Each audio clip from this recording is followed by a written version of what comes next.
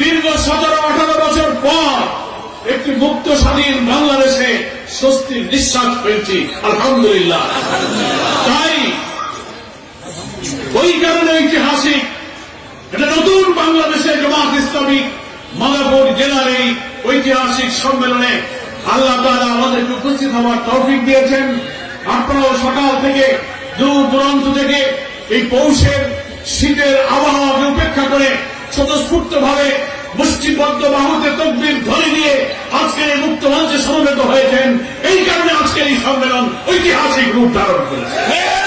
আমরা তাই আল্লাহ তাআলার কাছে শুকরিয়া আদায় করি। সেই শুকরিয়া আদায় কি শুধু আলহামদুলিল্লাহ বললে হবে? আলহামদুলিল্লাহ বললে শুকরিয়া আদায় শুধু হয় না, ওটা শুকরিয়ার একটা তসবিহ উচ্চারণ হলো।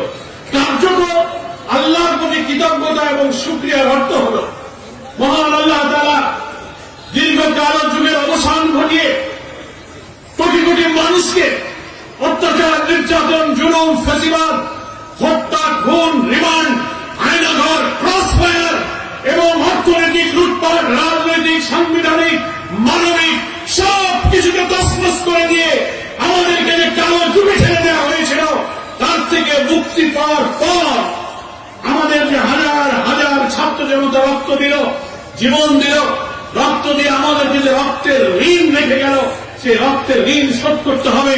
তারা যে নতুন বাংলাদেশ গড়ার স্বপ্ন দেখেছিল, শোষণ মুক্ত, ক্ষুধা দারিদ্র্য মুক্ত, অন্নহীন, বস্ত্রহীন, নিরন্ন মানুষের কান্না থাকবে না যে বাংলায় শোষণ হবে না, অত্যাচার হবে না, রাজনৈতিক মিথ্যা মামলা হবে না, খাদ্যের অভাবে মানুষ কাঁদবে না, এমন এক বরকতপূর্ণ সমৃদ্ধ বাংলাদেশ গড়ার জন্য আমাদের সোনার ছেলেরা জীবন দিয়ে গেছে। ওরা কবরে আছে আহত 40,000 ছাত্র জনতা, কারো চোখ নেই, পা নেই, হাত নেই, মাথার মগজ বেরিয়ে গেছে, ঘরের মধ্যে বসে তারা আড়াই করছে, চিৎকার করছে। ওরা এই মুক্তির স্বাদ গ্রহণ করতে পারছে না। ওদের এই ঋণ শোধ করার জন্য একটি নতুন বাংলাদেশের জন্য আজকে 18 কোটি মানুষ স্বপ্ন দেখছে। জামাত ইসলামীকে সেই বাংলাদেশ গড়ার জন্য আল্লাহ তাআলার দ্বীনের ভিত্তিতে নির্ভুল জ্ঞানের উৎস আল কোরআন, সেই কোরআন এবং নবীর আদর্শের ভিত্তিতে একটি নতুন, একটি কল্যাণ, একটি বরকতের রাষ্ট্র, নতুন রাষ্ট্র নির্মাণের জন্য আল্লাহর তরফ থেকে আমাদের প্রতি অর্পিত দায়িত্ব শতভাগ আন্তরিকতা এবং ইখলাসের সাথে পালন করতে পারাই হলো আল্লাহর প্রতি প্রকৃত কৃতজ্ঞতা। আলহামদুলিল্লাহ বললাম, কিন্তু কাজ করলাম না, ফাঁকি দিলাম, অজুহাত দিলাম, ভয় পেলাম, ব্যক্তিগত জীবন, সংসার, আয় উপার্জন, দুনিয়ার বিত্ত বৈভব নিয়ে ব্যস্ত থাকলাম, আর অনেকদিন পর একটা মিটিং দেখলে খুশি হয়ে চলে আসলাম। এটাই কিন্তু আল্লাহর এই নিয়ামতের প্রকৃত শুকরিয়া নয়, নাকি বলেন? আল্লাহ তাআলা কোরআন মাজিদে বলেছেন, লাইন শাকারতুম লা আযীদান্নাকুম। যারা আল্লাহর প্রতি তার কোন নিয়ামতের শুকরিয়া আদায় করে, আল্লাহ তাদেরকে সেই নিয়ামতকে বাড়িয়ে দেন, নাকি বলেন? আমরা যে নিয়ামতটা পেলাম, কি নিয়ামত আপনি পেলেন? এতে কালো যুগ আল্লাহ তাআলা আমাদের উপর থেকে পার করে দিয়েছেন, নাকি বলেন? আমাদের কোন সাংবিধানিক অধিকার ছিল না, রাজনৈতিক অধিকার ছিল না। আপনি সভা করতে পারবেন না, মিটিং মিছিল করতে পারবেন না, প্রতিবাদ করতে পারবেন না। নিজের ঘরে 5 জন লোক বসে যদি মিটিং করেন, পুলিশ ধরে নিয়ে বলবে তুমি নাশকতা ষড়যন্ত্র করতেছ। কি বলেন, ঠিক কিনা? এই মাদারীপুর নয়, শুধু সারা বাংলাদেশে লক্ষ লক্ষ রাজনৈতিক কর্মী, আলেম, ওলামা, পীর, মাশায়েখ, ইসলামিক স্কলার, রাজনৈতিক নেতৃবৃন্দ, তাদেরকে গ্রেফতার করে কারারুদ্ধ করা হয়েছে, রিমান্ডে নেওয়া হয়েছে। আমাদের প্রিয় নেতৃবৃন্দ, বাংলাদেশ জামাত ইসলামীর আমির মওলানা মুফতি দেওয়ান নিজামী, আলী আজহার মোহাম্মদ মুজাহিদ, মীর কাসেম আলী, আব্দুল কাদের মোল্লা, আমাদের এই মুরব্বী ইসলামী আন্দোলনের সাবেক আমির জামাত অধ্যাপক গোলাম আজম, মওলানা আবুল কালাম মোহাম্মদ ইউসুফ, আমাদের আলী আজহার মোহাম্মদ মুজাহিদ তো আমাদের এই ফরিদপুরের কিছু সন্তান, ছাত্রের জননেতা আব্দুল খালেক মন্ডল, সাবেক এমপি অধ্যাপক নাজির আহমদ, মকবুল আহমদ, এইসব প্রিয় বর্ষিয়ান নেক মানুষদেরকে কারাগারে তীরে তীরে মৃত্যু মুখে ঠেলে দেওয়া হয়েছে। 5 জনকে বৃদ্ধ বয়সে বিনা অপরাধে নেক মানুষদেরকে ফাঁসিতে ঝুলিয়ে হত্যা করা হয়েছে। কারাগারে নির্যাতন ভোগ করেননি? বাড়িতে কেউ থাকতে পারে না। বিএনপি জামাত যারা সরকার অত্যাচার জুলুমের বিরুদ্ধে বিরোধিতা করেছে তাদেরকে গ্রেফতার করা হয়েছে, রিমান্ডে নেওয়া হয়েছে। বাড়ি ঘরে থাকতে পারে নাই। চাকরি বাকরি যারা সরকার বিরোধী আন্দোলন করছে তাদের সন্তানদের চাকরি হবে না। পুলিশের চাকরি, বিসিএস এর চাকরি, সরকারি চাকরি পরীক্ষায় পাস করে পুলিশ ভেরিফিকেশন হয়, বলে না ওর আব্বা ওর পরিবার ওরা সব জামাত শিবির, ওরা সব বিএনপি। বিরোধী দল হলেই তাদেরকে আর সরকারি চাকরি দেওয়া হবে না। ব্যবসা বাণিজ্য সুযোগ সুবিধা একটি দল আর একটি পরিবারের গোষ্ঠীর হাতেই 15 বছর জিম্মি হয়ে পড়েছিল। মানুষ কর্তৃত্ববাদী শাসন, অহংকার, দাম্ভিকতা, বিরোধী দলের উপরে খুন নির্যাতনের কিস্তির রোলার চলেছে। এই মাদারীপুর বাসীও তার সাক্ষী আছেন। কেন স্বাধীনতার 53 বছরে মাদারীপুরের লোকেরা এই মুক্ত মঞ্চে একটা জনসভা করতে পারেন নাই, সভা করতে পারেন নাই?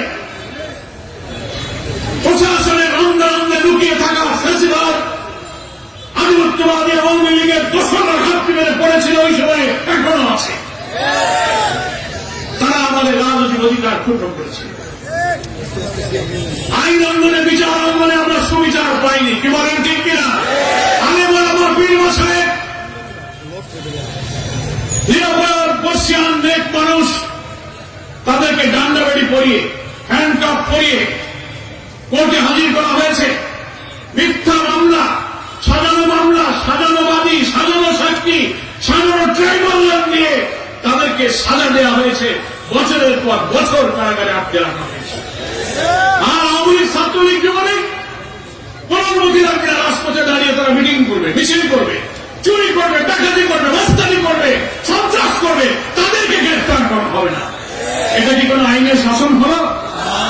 বিচারপতিরা শপথবদ্ধ রাজনীতিবিদ হামিদ ভাই বললেন, যারা বিচারক, ন্যায় বিচারক, যারা ইনসাফ করবে জাতি, জুলুম থেকে বাঁচার সর্বশেষ ঠিকানা হচ্ছে আদালত।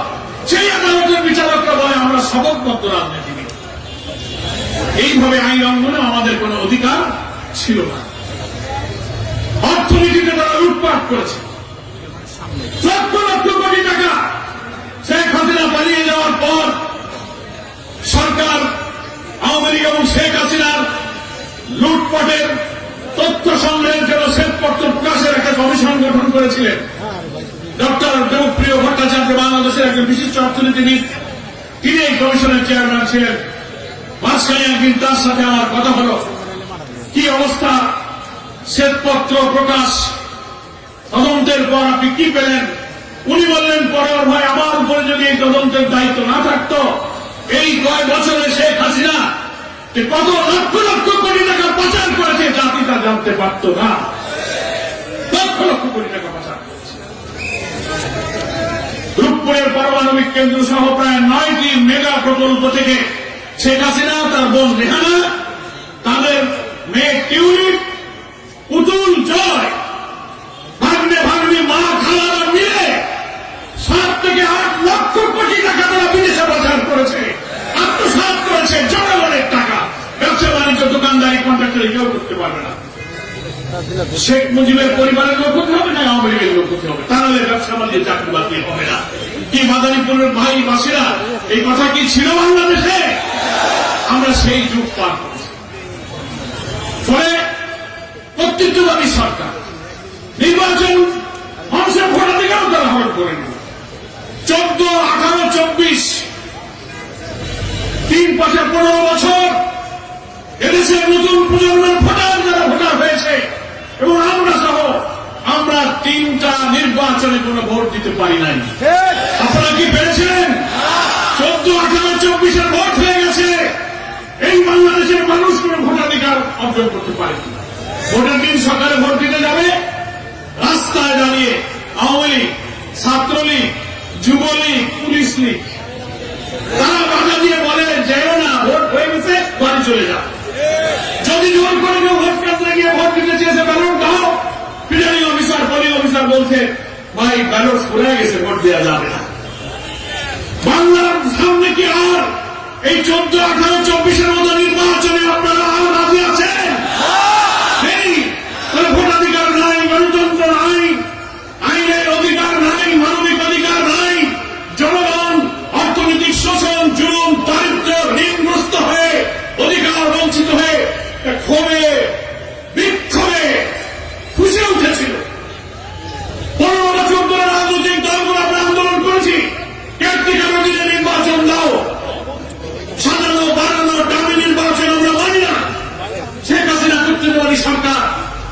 তা মানবে না।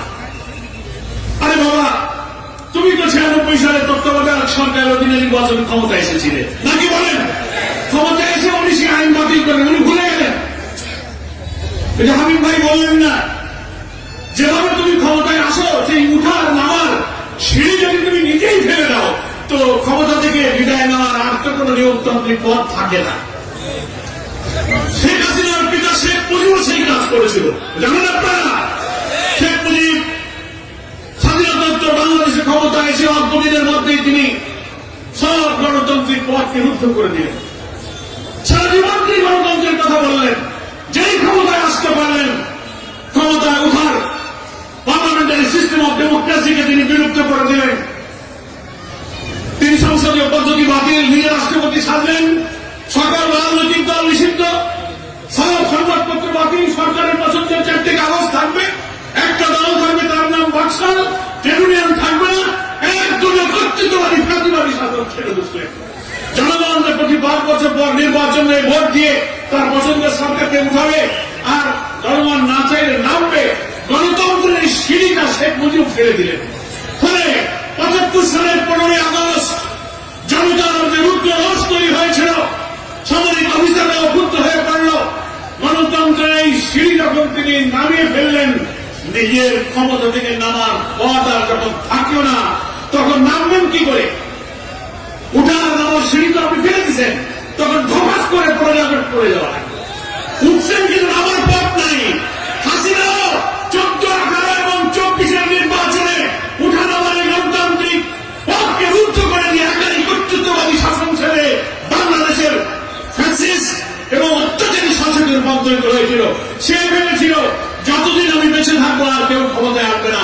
আধিপত্যবাদের দালালি করে ভারতের সেবাদার হয়ে সারা জীবন সে ক্ষমতায় থাকার স্বপ্ন দেখেছিল। কি বলেন ঠিক কিনা? এই 15-18 বছরে তিলে তিলে ফ্যাসিবাদ কর্তৃত্ববাদী শাসন মানুষের কত সহ্য করবে? সহ্যের সীমা যখন ছাড়িয়ে গেল, রাজনৈতিক আন্দোলন তারা বারবার ব্যর্থ করতে লাগলো, তখন আমাদের লক্ষ লক্ষ তরুণ প্রাণের ছাত্র সমাজ তাদের অধিকার গোটা আন্দোলন শুরু করল। কিছুদিন পর সে আন্দোলনের নির্যাতন, জুলুম, অধিকারের জন্য লড়াই করে আদালতে গিয়ে সে বাতিল করে, তার বিরুদ্ধে আবার ফাঁসির কথা বলে, আন্দোলন অধিকারের কথা বলে, তারা বলে সব তোরা রাজাকার, রাজাকারের নাতি পুতি। কেন থেকে বলেন? ঢাকা বিশ্ববিদ্যালয় সারা দেশের সব বিশ্ববিদ্যালয় আন্দোলন উত্তাল ঢাল সৃষ্টি করল, গণবিস্ফোরণ হল, অর্থনৈতিক রাজনৈতিক শোষণ জুলুমের একটা আউটবাস্ট, একটা গণবিস্ফোরণ হল। এই 24 সালের 5ই আগস্ট ঐতিহাসিক ছাত্র গণ-অভ্যুত্থানের মধ্য দিয়ে বাংলার মধ্যে যেহেতু গণতন্ত্রের পথ সে রুদ্ধ করেছে, কেয়ারটেকারের প্রমিশনের জন্য 11 সালে পার্লামেন্টে সংবিধানের 5বার সংশোধনী সংশোধন করে সে আইনগুলি বাতিল করার উদ্যোগ নিলেন। পার্লামেন্টে তখন একটি পার্লামেন্টারি কমিটি গঠিত হল। এই কেয়ারটেকার সরকারের প্রয়োজন আছে কিনা সংসদীয় কমিটি সিদ্ধান্ত গ্রহণ করুক। ইতিহাস এবং রেকর্ড বলবে সংসদীয় সেই কমিটি সিদ্ধান্ত নিয়ে প্রধানমন্ত্রীকে বলল যে না, তত্ত্বাবধায়ক সরকারের বিধান, কেয়ারটেকারের সরকার বিধানটা থাকা উচিত। প্রধানমন্ত্রী রেখে গেলেন, না আমি বলেছি এটা রাখা যাবে না, সংশোধন করো। সংসদীয় কমিটির সিদ্ধান্ত তিনি মানলেন না। চলে গেল সংবিধান সংশোধনের জন্য আদালতে। যখন এটা চলে গেল, আদালতের রেওয়াজ অনুযায়ী কোন সাংবিধানিক কোন কনস্টিটিউশনাল মামলায় যখন বিচারপতিরা রায় দেওয়ার আগে সিনিয়র বিচারপতিদের পরামর্শের জন্য তিনি অ্যামিকাস কিউরি নিয়োগ করলেন আদালতের বন্ধু পরামর্শ দেওয়ার জন্য। 9 জন অ্যামিকাস কিউরি পরামর্শ দিলে, একজন বাদে 8 জন অ্যামিকাস কিউরি বললেন না, তত্ত্বাবধায়ক সরকার বিধান বাতিল করা উচিত, এটা থাকা উচিত। শেখ হাসিনা রেগে গেলেন, উনি আদালত করেন না, পার্লামেন্ট করেন না, এক ব্যক্তির কর্তৃত্ববাদী সিদ্ধান্তে সেই আদালতের ঘরে বন্দুক রেখে কেয়ারটেকারের আইনটা তিনি বাতিল করে দিলেন। কি ইতিহাস আপনাদের জানা আছে? এই 5ই আগস্টের পরিবর্তনের পর তত্ত্বাবধায়ক সরকারের বাতিল করা সেই আইনকে পুনর্বহালের জন্য পঞ্চদশ সংশোধনী সংশোধনের মামলা হল। আমরা জামাত ইসলামী সেই মামলায় বাদী হলাম। আদালতে আমরা সুবিচার পেয়েছি এবং তত্ত্বাবধায়ক সরকারের অধীনে নির্বাচনের বিধান আবার ফিরে এসেছে ইনশাআল্লাহ তত্ত্বাবধায়ক অধীনে নির্বাচন হবে। তাহলে উনি আদালত পারেন না, পার্লামেন্ট পারেন না, একের কথায় চলে। এই জন্য তো তাকে ফ্যাসিস্ট বলা হয়। ফ্যাসিস্ট কি জন্য বলা হয়? ফ্যাসিস্ট অর্থ হচ্ছে কর্তৃত্ববাদী, আমি যা বলবো তাই, কার কথা চলবে, আমার কথায় চলবে। তার কাছে পার্লামেন্টের মূল্য নাই, আদালতের মূল্য নাই। এই ক্ষোভের কারণেই কিন্তু 24 জুলাইয়ের গণঅভ্যুত্থানে কোটি কোটি মানুষ কোটা সব বাদ, এখন এক দফা হাসিনা তুই কবে যাবি, সেই আন্দোলন শুরু হয়ে গেছে। আমরা তখন ডরে বেড়েছিলাম, আমাদেরকে অনেককে গ্রেপ্তার করা হয়েছিল, আমরা দেখতে লাগলাম, শুনতে লাগলাম। সারা দেশের কোটি কোটি ছাত্র জনতা উত্তাল আন্দোলনের আগুন ধরে উঠল। 5ই আগস্ট রাজধানী শাহবাগ থেকে, উত্তরা থেকে, বাংলাদেশের চতুর্দিক থেকে কোটি কোটি জনতার ঢাল যখন গণভবনের দিকে আসতে লাগলো, হাসিনা তখন মাথা খারাপ হয়ে গেল। আমরা টেলিভিশনে দেখছি, বাইরে থেকে লোকে বলল স্যার বাংলাদেশের অবস্থা খারাপ, আগুন জ্বলতে কখন কিনা জানি হয়। টেলিভিশনের স্কলে লেখা দেখলাম কিছুক্ষণ আগে শেখ হাসিনা এবং তার বোন রেহানা গণভবন থেকে হেলিকপ্টারে করে পালিয়ে ভারতে চলে গেছে। কি আপনারা শুনেছিলেন? সেনাপ্রধান ভাষণ দেবেন, আমরা সব শুনতে লাগলাম। 10,000 কারাবন্দী কারাগারে আমরা অস্ত্রসিদ্ধ হয়ে একে অপরকে জড়িয়ে সেন্টার করে গেলাম। 18 বছরের দুঃশাসনের কারো রাতের অবসান ঘটিয়ে এই জাতিটা কোনদিন কল্পনা করেনি। ইতিহাসের সেরা ফ্যাসিস্টকে আল্লাহ তাআলা অপমান করে পালিয়ে বাংলাদেশ থেকে যেতে বাধ্য। এটা আল্লাহ তাআলার এই রহমত এবং করুণা। আমি তাই বলছিলাম যে বাংলাদেশে আপনারা মিটিং করতে পারতেন না, অফিস বন্ধ ছিল। আমাদের ব্রিগেডিয়ার আজমি, ব্যারিস্টার আরমান সহ কত লোককে গুম করা হলো। পতনের 5 দিন আগে, 4 দিন আগে জামাত শিবিরকে নিষিদ্ধ করে দিল এই ফ্যাসিস্ট সরকার, মনে আছে? আন্দোলনের উত্তাল ঢেউ যখন হলো, কোনো কিছু সামাল দিতে পারলো না। সে ভাবলো যে এই সব আন্দোলনটা সব জামাত শিবির করতেছে। ভাই, পতনের আর ডুবে মরার যখন সময় হয় তখন কচুরি পানা ধরে বাঁচার চেষ্টা করে বাঁচা যায় না, কি বলে? ডুবন্ত ঢের সাগরে যখন কেউ ডুবতে যায় কি ধরে বাঁচবো চেষ্টা করে, যদি দেখে একটা কচুরি শ্যাওলা ভেসে যাচ্ছে ওইটা ধরে। উনি মনে করেন জামাত শিবির মনে হয় এই আন্দোলন করতেছে, এইখানে শেষ করে বোধ হয় বাঁচা যাবে। উনি বাঁচার পথ দেখে মনে করলেন, বললেন নিষিদ্ধ, কিন্তু আল্লাহ তাআলার ইচ্ছা, ওমা তাশাউনা ইল্লা ইয়া আল্লাহু রাব্বুল আলামিন। আল্লাহ তাআলা যা ইচ্ছা করেন, বান্দার ইচ্ছা আল্লাহর ইচ্ছার সাথে না মিললে সেই ইচ্ছা পূরণ হয় না। হাসিনা বিদায়ের 4 দিন আগে জামাত শিবিরকে তুমি নিষিদ্ধ করেছিলে, 5 দিন পরেই তুমি নিষিদ্ধ হয়ে গেলে। জামাত শিবিরকে আল্লাহ তাআলা মর্যাদার উচ্চ আসনে উন্নীত করে দিলেন। প্রিয় ভাইরা, তাই আমি বলছি এই রক্তের ঋণ, আল্লাহর এই নিয়ামতের এই করুণার দায় আমাদের শোধ করতে হবে। নতুন বাংলাদেশ নির্মাণ করতে হবে।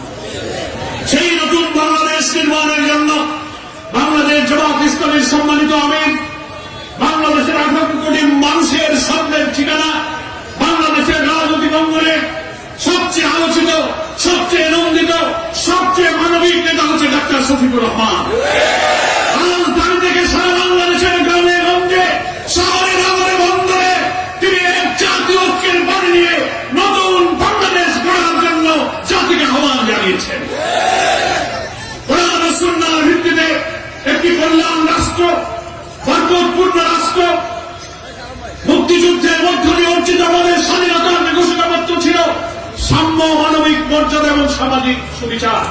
আমরা কি 53 বছরে সাম্য, মানবিক মর্যাদা, সামাজিক সুবিচার আমরা পেয়েছি? বলুন, পাইনি। একটি রাষ্ট্রের পতাকা, একটি রাষ্ট্রের সীমানার একটি জাতীয় সঙ্গীত পেলেই শুধু স্বাধীনতার সুফল পাওয়া যায় না। অর্থনৈতিক, রাজনৈতিক, সাংবিধানিক অধিকারের মর্যাদা পাওয়া যায়, তা আমরা পাইনি। তাই আমরা বলেছি আমরা একটি নতুন বাংলাদেশ চাই। সেই বাংলাদেশ কেমন বাংলাদেশ হবে? রাজপথে ছেলেরা স্লোগান দিয়েছে, উই ওয়ান্ট জাস্টিস। জাস্টিস মানে কি? সুবিচার, ন্যায় বিচার। বাংলাদেশের মানুষের সুবিচার চায়, আমরাও সুবিচার চাই। সুবিচার কোথায় পাওয়া যাবে?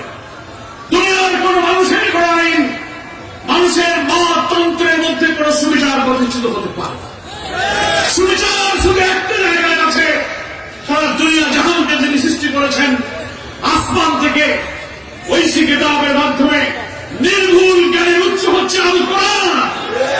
এই কোরআন হচ্ছে জাস্টিস, সুবিচারের জ্ঞানের মূল উৎস নাকি বলেন। কোরআন এবং সুন্নাহর ভিত্তিতে যে সুবিচারের দর্শন আল্লাহ তাআলা দিয়েছেন, তার ভিত্তিতে একটি কল্যাণ, একটি বরকতপূর্ণ রাষ্ট্র যদি গঠন করা হয়, সেটাই হবে নতুন বাংলাদেশ। আল্লাহ তাআলা কোরআন শরীফে সেই সুবিচার, সেই জাস্টিসের ব্যাখ্যা দিয়েছেন। সূরা হাদীদের মধ্যে আল্লাহ পাক বলছেন, লাকাদ আরসালনা রুসুলানা বিল বাইয়িনাতি ওয়া আনজালনা মাআহুমুল কিতাব ওয়াল মিজান লিয়াকুমা আন-নাসু বিল কিসত ওয়া আনজালনা আল-হাদীদ ফীহি বা'সুন শাদীদ ওয়া মানাফিউ লিন-নাস। আল্লাহ তাআলা বলছেন, ও দুনিয়ার মানুষ, আমি যুগে যুগে তোমাদের কাছে রাসূলদেরকে পাঠিয়েছি, কিতাব পাঠিয়েছি, বাইয়িনাত পাঠিয়েছি, মিজান পাঠিয়েছি, কি জন্য পাঠিয়েছি? লিয়াকুমা আন-নাসু বিল কিসত। নাস মানে হচ্ছে মানুষ। হিন্দু, মুসলিম, বৌদ্ধ, খ্রিস্টান, নির্গোষ্ঠী, সাদা কালো, ধর্ম বর্ণের অল ম্যানকাইন্ড, অল হিউম্যানিটিকে বোঝানোর জন্য কোরআন শরীফে নাস শব্দ ব্যবহার করেছে। লিয়াকুমা আন-নাস, কুম মানে প্রতিষ্ঠিত হওয়া, এস্টাবলিশ হওয়া, খাড়া হওয়া, দাঁড়িয়ে যাওয়া। আমার আল্লাহ বলছেন, গোটা মানব জাতিরও কিসত মানে হচ্ছে সুবিচার। ওলামায়ে কেরাম আছেন, কোরআন মজিদ যারা করেছেন, কিসতের অর্থ হচ্ছে সুবিচার, জাস্টিস। আল্লাহ বলছেন, এই কিতাব, এই রাসূল, এই বাইয়িনাত, এই মিজান আমি এই জন্য দিয়েছি, গোটা বিশ্ব মানবতা, বিশ্ব সভ্যতাকে তোমরা সুবিচারের করে প্রতিষ্ঠিত করো। এর মধ্যেই সুবিচারের আইন, এখানেই জাস্টিস, এখানেই সুবিচার, এখানেই সাম্য, এখানেই মানবিক অধিকার, এখানেই সামাজিক সুবিচার। যার জন্য আমাদের কলিজার টুকরা কোটি কোটি ছাত্র রাজপথে বলেছে, উই ওয়ান্ট জাস্টিস। জাস্টিস মানুষের কাছে নেই। মানুষ ভুল করতে পারে, মানুষ পক্ষপাতিত্ব করতে পারে, মানুষ শয়তান দ্বারা বিভ্রান্ত হতে পারে, মানুষ নফস দ্বারা বিতাড়িত হতে পারে, কিন্তু আল্লাহর আসমান থেকে নাযিল হওয়া বিশুদ্ধ ঐশী জ্ঞানের কিতাব কখনো ভুল হতে পারে না। তাই রাষ্ট্রনীতি, অর্থনীতি, বিচার, জুডিশিয়ারি, পুলিশ, এই ইসলাম, এই কোরআন আসমান থেকে যে নাযিল হয়েছে, এটি হচ্ছে একমাত্র ভারসাম্যপূর্ণ জীবন বিধান, এটি হচ্ছে জাস্টিসের বিধান। আল-ইয়াওমা আকমালতু লাকুম দীনাকুম ওয়া আতমামতু আলাইকুম নি'মাতি ওয়া রাদিতু লাকুমুল ইসলাম দীনা। কে বলছেন এই কথা? আল্লাহ বলছেন, আজকে আমি তোমাদের এই দ্বীন, এই জাস্টিসের বিধানকে পরিপূর্ণ করে দিলাম। আকমালতু লাকুম, কমপ্লিট করে দিলাম তোমাদের জন্য পূর্ণ। এখানে রাজনীতি আছে, অর্থনীতি, সমাজ, ব্যাংক, বিমা, শিক্ষা, সাহিত্য, পরিবার। সূরা মায়েদার মধ্যে আল্লাহ বলছেন, আল্লাহর নাযিল করা বিধান দিয়ে যারা বিচার ফয়সালা করবে না, ওরা কাফের হয়ে যাবে। আমার প্রিয় ভাইরা, জামাত ইসলামীতে বিশ্বাস করে প্রকৃত সুবিচার পাওয়া যাবে ঐশী জ্ঞানের নির্ভুল উৎস কোরআনের ভিত্তিতে। যদি আমার সমাজ এবং রাষ্ট্র গঠন করতে পারি, সেই সমাজই কেবল মানুষের মানুষের সুবিচার পাবে, তার প্রাপ্য সবাই বুঝে পাবে। এমন সমাজ হবে যে রাষ্ট্রে কোনো মানুষের খাদ্যের অভাব থাকবে না, ভাত, কাপড়, শিক্ষা, চিকিৎসা, বাসস্থানের নিশ্চয়তা হবে, ক্ষুধার্ত, নিরন্ন, অন্নহীন, বস্ত্রহীন মানুষের কান্না থাকবে না। সেই রাষ্ট্র হচ্ছে ইসলামের কল্যাণ রাষ্ট্র। আল্লাহ রাসূল হাদিসে বলেছেন, ইমানদারদের খাতায় যদি ইসলামের ভিত্তিতে কোনো রাষ্ট্র গঠিত হয়, সেই রাষ্ট্রের দায়িত্ব হচ্ছে ওই দেশের সকল নাগরিকের খাওয়া, পড়া, শিক্ষা, চিকিৎসা, বাসস্থানের মৌলিক অধিকারের সমাধান তাকে করতে হবে। সবাইকে চাকরি দাও, কাজ দাও, কাজে লাগাও। যদি কাজ চাকরি দিতে না পারো, যারা বেকার থাকবে, আল্লাহ রাসূল বলেছেন, প্রত্যেকের সংসার চালাবার জন্য ব্যয় নির্বাহের মতো বেকার ভাতা সকলকে দিতে হবে। ছাত্রদের বোঝা চাপানো যাবে না। রাষ্ট্রের দায়িত্ব সকল বিপদ, দুর্যোগ, দুর্ঘটনার অভাবে তাদের পাশে দাঁড়ানো। সুদ মুক্ত ইনসাফপূর্ণ অর্থনীতি চালু হবে। আমার আল্লাহ কোরআনে বলে দিয়েছেন, তোমাদের হাতে যদি কোনো রাষ্ট্রের দায়িত্ব আছে, তোমাদের চারটা কাজ। সূরা নূরের 55 নম্বর আয়াতে আল্লাহ বলেছেন, আল্লাযীনা ইন মাক্কানাহুম ফিল আরদ আকামুস সালাহ ওয়া আতুজ যাকাত আমর বিল মারুফ ওয়া নাহাউ আনিল মুনকার।